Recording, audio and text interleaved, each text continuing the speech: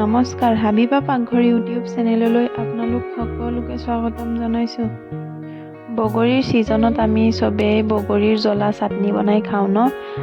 বগৰী নথকা ছিজনৰ কাৰণে আমি এনেধৰণে শুকান বগৰীৰ জ্বলা আচাৰ বনাই থ'ব পাৰোঁ আৰু বছৰ ধৰি সংৰক্ষণ কৰি ৰাখিব পাৰোঁ। প্ৰথমে আমি লৈ ল'লোঁ 1 কেজি শুকাই থোৱা বগৰী আৰু বগৰীখিনি ভালকৈ চফা কৰি ল'ম।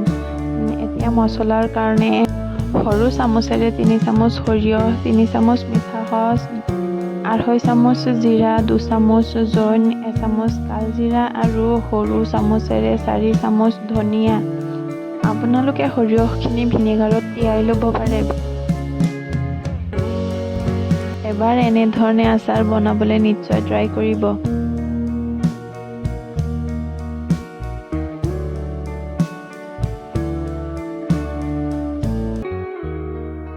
ইয়াৰ লগতে মই লৈ ল'ম শুকান জলকীয়া আৰু কেইখিলামান তেজপাত। শুকান জলকীয়া আপোনালোকৰ পচন্দ অনুযায়ী ল'ব পাৰে, অলপ বেছিকৈও ল'ব পাৰে, কমকৈও ল'ব পাৰে। জ্বলা যিমান বেছি খায় সিমান বেছিকৈ ল'ব পাৰে। এতিয়া চৌকাটো জ্বলাই কেৰাহী এটা বহুৱাই প্ৰথমে তেজপাত আৰু শুকান জলকীয়াখিনি মই ভাজি ল'ম। অলপ ৰঙা পৰোঁতেই এই শুকান জলকীয়া আৰু তেজপাতখিনি উঠাই ল'ম।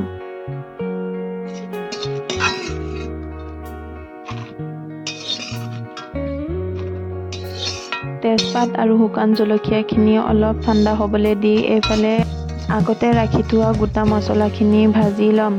ভাজি লোৱা মানে অলপ ৰংচোৱাকৈ গৰম কৰি ল'ম। মই এই আচাৰটো চৌকাত বনাব লৈছিলোঁ, সেইকাৰণে মই অলপ বেছিকৈ লৰাই থাকিবলগীয়া হৈছে। আপোনালোকে গেছত বনালে গেছৰ ফ্লেমটো অলপ কমকৈ ৰাখি লাহে লাহেকৈ লৰাই থাকিলেও হ'ব।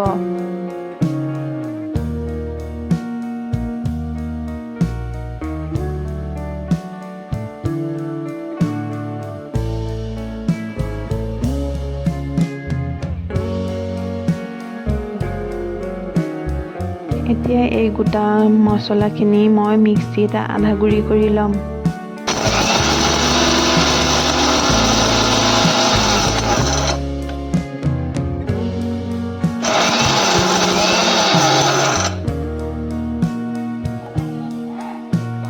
চাওক, আমাৰ মছলাখিনি আধা গুড়ি কৰি ল'লোঁ। গৰম কেৰাহীতে 1.5 কাপ সৰিয়হৰ তেল লৈ ল'ম আৰু এইখিনি ভালকৈ গৰম হ'ব। তেলখিনি ভালকৈ গৰম হোৱালে আমি আচাৰত মছলাখিনি দি ল'ম। সৰু চামুচেৰে 1 চামুচ হালধি গুড়ি, 1 চামুচ জিৰা গুড়ি আৰু 1 চামুচ জলকীয়া গুড়ি দি ল'ম।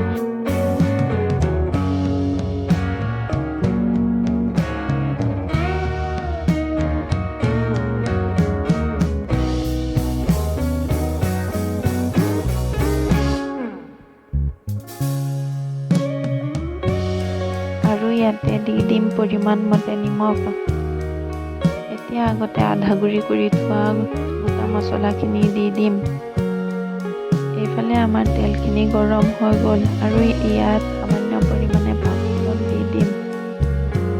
এতিয়া তেলখিনি পূৰা ঠাণ্ডা হ'বলৈ নিদি অলপ গৰমে গৰমে এই মছলা আৰু বগৰীখিনি ঢালি দিম।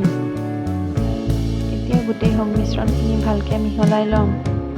এনেধৰণে আচাৰ বনালে বছৰ ধৰি সংৰক্ষণ কৰি ৰাখিব পাৰিব আৰু এনেকৈ আচাৰ বনালে আচাৰটো নষ্ট নহয় আৰু বহুদিনলৈকে ভাল হৈ থাকে। এটা কথা মনত ৰাখিব যে তেলখিনি গৰমে গৰমে ঢালি দিব আৰু গৰম গৰম থাকোঁতেই গোটেই মছলাখিনি আৰু বগৰীৰ লগত গোটেই সংমিশ্ৰণখিনি মিহলাই ল'ব।